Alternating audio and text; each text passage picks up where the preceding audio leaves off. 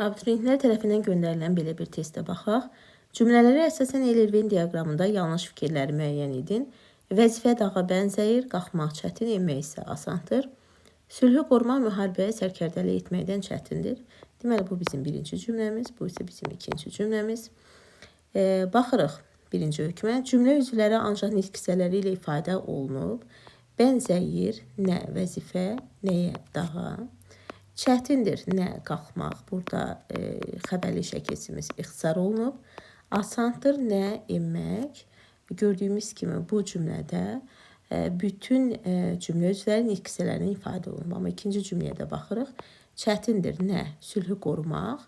Nədən? Müharibəyə sərkərdəlik etməkdən. Gördüyümüz kimi bu ikinci cümlədə isə mübtədə və tamamlıq nitq hissəsi ilə ifadə olunmayıb.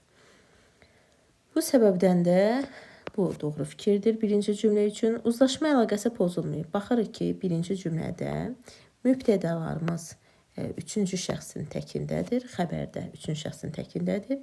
İkinci cümlədə mübtəda üçüncü şəxsin təkindədir. Xəbərdə üçüncü şəxsin təkindədir.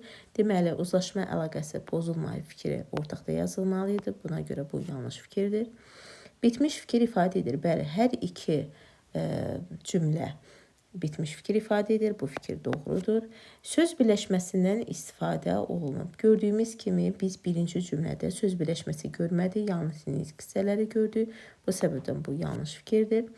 İkinci cümləyə aid cümlə üzvlərinin hamısı söz birləşməsi ilə ifadə olunmayıb. Biz bayaq dedik ki, burada mübtəda və tamamlıq söz birləşməsi ifadə olunsa da, xəbər isə sifətlə ifadə olunub. Yəni, cümlə üzvlərinin hamısı söz birləşməsi ilə deyil, xəbər sifətlə ifadə olunub. Bu səbəbdən də bu ikinci cümlə üçün doğru fikirdir.